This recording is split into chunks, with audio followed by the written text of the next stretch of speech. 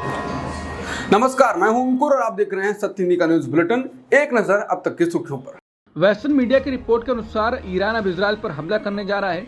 Hamas के राजनीतिक chief Ismail हानिया की हत्या के बाद से ईरान बदला लेने की फिराक में है। मीडिया रिपोर्ट्स कह रहे हैं कि ईरान 24 घंटे के अंदर इजरायल पर अब हमला कर सकता है। अमेरिकी मीडिया फॉक्स न्यूज ने भी 24 घंटे में आशंका जताई है, तो अमेरिकी सरकार ने भी आशंका जता दी है। अमेरिका की राष्ट्रीय सुरक्षा परिषद के प्रवक्ता जॉन किर्बी ने कहा है कि ईरान इस सप्ताह की शुरुआत में इजरायल पर बड़े हमले कर सकता है। उन्होंने कहा कि हमें बड़े पैमाने पर होने वाले हमलों के लिए तैयार रहना होगा। इसके साथ ही रिपोर्ट्स हैं कि अमेरिका ने एयरक्राफ्ट और सबमरीन भूमध्य सागर की ओर रवाना कर दिए हैं। फिलिस्तीनी नेता महमूद अब्बास रूसी राष्ट्रपति व्लादिमीर पुतिन के साथ बातचीत के लिए मॉस्को में हैं। 2021 के बाद अपनी पहली आमने सामने की बैठक में इस जोड़ी द्वारा गजा पर इजरायल के युद्ध पर चर्चा करने की उम्मीद है। बता दें, क्रेमलिन ने इजरायल और फिलिस्तीन दोनों के साथ संबंध बनाए रखे हैं, लेकिन विशेषज्ञों का कहना है कि संघर्ष पर इसका वास्तविक प्रभाव सीमित है और बैठक का नेचर सिंबॉलिक ज्यादा है। अफ्रीका में रूस के लेखक सैमुअल रमानी ने अल जजीरा को बताया कि जब आप फिलिस्तीन के सवाल के साथ रूस की भागीदारी को देख रहे हैं तो ये केवल फिलिस्तीन से कहीं अधिक के बारे में है। ये वास्तव में अरब दुनिया के भीतर खुद को मजबूत करने के बारे में है, ये दिखाकर कि वो फिलिस्तीन मुद्दे के साथ एकजुटता रखते हैं, जबकि अमेरिका इजरायल का समर्थन कर रहा है। इसलिए यह बैठक केवल फिलिस्तीन के बारे में नहीं है, वो मिडिल ईस्ट में रूस की सॉफ्ट पावर के बारे में है। बता दें, अमेरिका और यूरोपीय संघ के उलट रूस ने हमास को आतंकवादी संगठन के रूप में ब्लैकलिस्ट नहीं किया है। फरवरी में रूस ने हमास, फतह और इस्लामिक जिहाद के प्रतिनिधियों के साथ एक सम्मेलन की मेजबानी भी की थी, जिसका उद्देश्य उनके बीच कभी कभी कड़वे विभाजन को पाटना था। अमेरिका, ब्रिटेन, फ्रांस, जर्मनी और इटली ने मिडिल ईस्ट के हालात पर संयुक्त बयान जारी किया है। इन सभी देशों ने क्षेत्र में तनाव कम करने और गजा में युद्ध विराम और बंधकों की रिहाई के लिए एक डील तक पहुंचने के लिए अपना पूर्ण समर्थन जाहिर किया। संयुक्त बयान में कहा गया, जितना जल्दी संभव हो हमने एक डील तक पहुंचने के उद्देश्य से इस हफ्ते के अंत में वार्ता फिर से शुरू करने के लिए राष्ट्रपति बाइडेन, मिस्र के राष्ट्रपति अब्दुल फतेह अल सीसी और कतर के अमीर तमीम के संयुक्त आह्वान का समर्थन किया है। इसमें कहा गया है कि सभी पक्षों को अपनी जिम्मेदारी निभानी चाहिए, साथ ही गजा तक बिना रुकावट मदद पहुंचाया जाना जरूरी है। इसके साथ ही पांचों देशों ने ईरानी आक्रामकता और उसके समर्थन वाले चरमपंथी संगठनों के खिलाफ इजरायल की रक्षा के लिए अपना समर्थन भी जाहिर किया। ईरान की इजरायल पर हमला करने की धमकी के बाद ब्रिटेन के प्रधानमंत्री कीर स्टारमर ने अपनी पारिवारिक छुट्टियां रद्द कर दी और उसके बाद ईरान के राष्ट्रपति मसूद पेजेश्कियान से बात की और उनसे इजरायल पर हमला करने से बचने का आग्रह किया। लेकिन अब ईरान की तरफ से बयान आया है कि राष्ट्रपति ने मिडिल ईस्ट में तनाव कम करने के आग्रह को खारिज कर दिया है। ईरान के विदेश मामलों के प्रवक्ता नासिर कनानी ने कहा कि इजरायल के अपराधों पर किसी भी आपत्ति के बिना ईती देशों ने ईरान से उसकी संप्रभुता और क्षेत्रीय अखंडता के उल्लंघन पर जवाब न देने की निर्दयता पूर्वक मांग की है। इसके साथ ही उन्होंने इन देशों की मांग को दरकिनार करते हुए कहा कि ईरान इजरायल को रोकने के लिए प्रतिबद्ध है। ईरान के राष्ट्रपति ने ब्रिटेन के प्रधानमंत्री से कहा कि ईरान हमास के मुखिया इस्माइल हानिया की हत्या पर इजरायल के खिलाफ जवाबी कार्रवाई को सही और भविष्य की उनके ऐसे एग्रेशन को रोकने का एक तरीका मानता है। आधिकारिक IRNA न्यूज एजेंसी की मंगलवार की रिपोर्ट में बताया गया है कि राष्ट्रपति मसूद पेजेश्कियान ने ब्रिटेन के प्रधानमंत्री कीर स्टारमर से कहा कि एक हमलावर को कठोर जवाब देने का देशों का अधिकार है और यही अपराध और आक्रामकता को रोकने का एक समाधान है। इसके साथ ही पश्चिमी देशों को उन्होंने सुनाया और कहा कि गजा में अभूतपूर्व अमानवीय अपराध और मिडिल ईस्ट में बाकी जगहों पर इजरायल के हमलों के बारे में पश्चिम की चुप्पी गैर जिम्मेदाराना थी और उन्होंने इजरायल को क्षेत्रीय और वैश्विक सुरक्षा को खतरे में डालने के लिए प्रोत्साहित किया। एक और जहां ईरान ने इजरायल पर हमला करने की ठान ली है, ब्रिटेन जैसे देशों को साफ कह दिया है कि हमला करना सही होगा। हालांकि साथ में एक रास्ता भी दिया है और कहा है कि हमास मुखिया हानी की हत्या के बदले के लिए एक कारण से इजरायल पर हमला नहीं करेंगे। अगर गजा में सीज फायर यानी युद्ध विराम हो जाए तब इजरायल से बदला लेना रोक सकते हैं, कम कर सकते हैं। रिपोर्ट के मुताबिक एक वरिष्ठ ईरानी सुरक्षा अधिकारी ने कहा कि अगर गजा वार्ता विफल हो जाती है या उसे लगता है कि इजरायल वार्ता को फालतू में खींच रहा है तो हिजबुल्लाह जैसे सहयोगियों के साथ ईरान सीधा हमला करेगा। हालांकि सूत्रों ने यह नहीं बताया कि हमला करने से पहले ईरान कब तक का बातचीत को आगे समय देगा। ईरान जहां इजराइल पर हमला करने जा रहा है और हमला करने को सही बता रहा है, इस दौरान इजराइल की कैबिनेट में ही आंतरिक युद्ध हो गया है। प्रधानमंत्री नेतन्याहू और रक्षा मंत्री गैलेंट ही आपस में भिड़ गए और टकराव हो गया। योव गैलेंट ने चल रहे युद्ध में हमास पर संपूर्ण जीत हासिल करने के बेन्यामिन नेतन्याहू के लक्ष्य को बकवास कह दिया और खारिज कर दिया।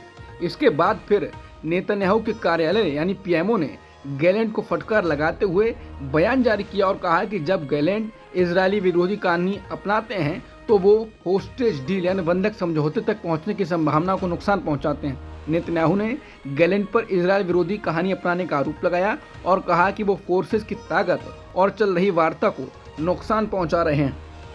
हमास के मुखिया हानिया की हत्या इजरायल ने ईरान की राजधानी तेहरान में कर दी, ऐसा कहा जा रहा है। इसके बाद ईरान ने भी बदला लेने की धमकी दे दी है। अपने सहयोगी इजरायल को ऐसी धमकी मिलते देख अमेरिका उसके बचाव में अपने अरब साझेदारों से फिर से समर्थन की उम्मीद कर रहा है।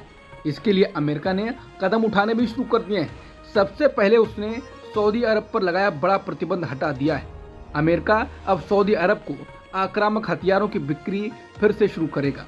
बता दें, ये बैन यमन के साथ चल रहे सऊदी अरब के युद्ध में मानवाधिकारों पर चिंता जताते हुए अमेरिका ने लगाया था, लेकिन अब अमेरिका ने गजा युद्ध को सुलझाने में सऊदी की भूमिकाओं को देखते हुए उसे बड़ी राहत दी है। इजरायल में प्रदर्शनकारी नेता और टीवी टिप्पणीकार हिरासत में फिलिस्तीनी कैदियों के साथ दुर्व्यवहार करने और यहां तक कि बलात्कार करने के सैनिकों के अधिकार का बचाव कर रहे हैं। इजरायली प्रदर्शनकारियों ने कैदियों से बलात्कार के अधिकार के लिए रैली निकाली है। ये रैली और प्रदर्शन इजरायली सैनिकों के एक ग्रुप द्वारा एक पुरुष कैदी के सामूहिक बलात्कार के बाद की गई है। एक तरफ ईरान और इजरायल के बीच हमले की आशंका चल रही है, लेकिन इजरायल में जो हो रहा था वही हो रहा है।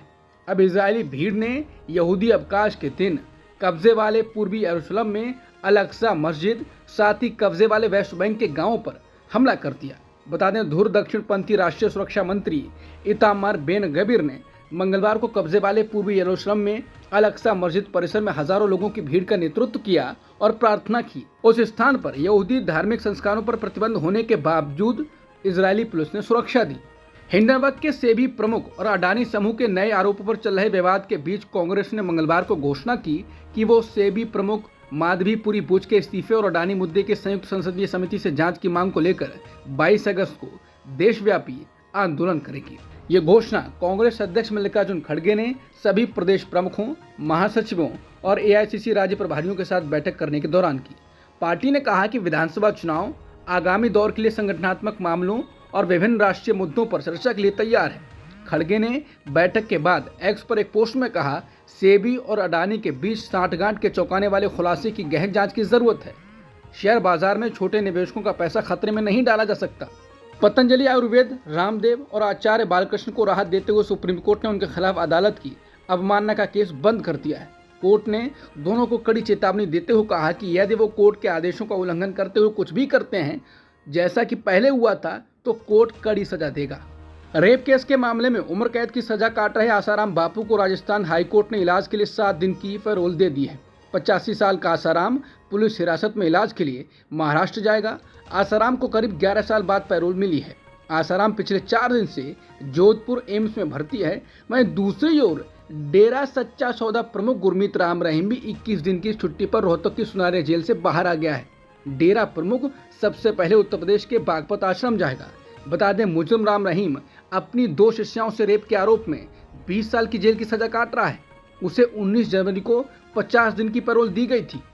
पंजाब के किसान फिर से दिल्ली के लिए ट्रैक्टर मार्च शुरू करेंगे। सुप्रीम कोर्ट द्वारा पंजाब और हरियाणा के पुलिस प्रमुखों को अंतर्राज्यीय सीमा पर सड़कों को आंशिक रूप से फिर से खोलने के लिए एक योजना तैयार करने के लिए कहने के एक दिन बाद किसानों ने इसकी घोषणा की। बता दें, पंजाब और हरियाणा की सीमा पर किसान समूह फरवरी से डेरा डाले हुए हैं। बांग्लादेश में हिंदुओं पर हमले हो रहे हैं, जिसकी भारत ही नहीं दुनिया में निंदा हो रही है। इस बीच बांग्लादेश में अंतरिम सरकार के प्रमुख सलाहकार मोहम्मद यूनुस आज देश के एक प्रमुख हिंदू मंदिर ढाकेश्वरी मंदिर गए। इसके बाद उन्होंने कहा कि वो और उनके साथी देश को एक परिवार की तरह बनाना चाहते हैं। उन्होंने कहा कि यहाँ परिवारों के बीच कोई अंतर नहीं होगा। हम बांग्लादेश के लोग हैं, बांग्लादेशी हैं, हम ये सुनिश्चित करना चाहते हैं। उन्होंने बांग्लादेश के मौजूदा हालात का हवाला देकर लोगों से धैर्य बनाए रखने की अपील की है।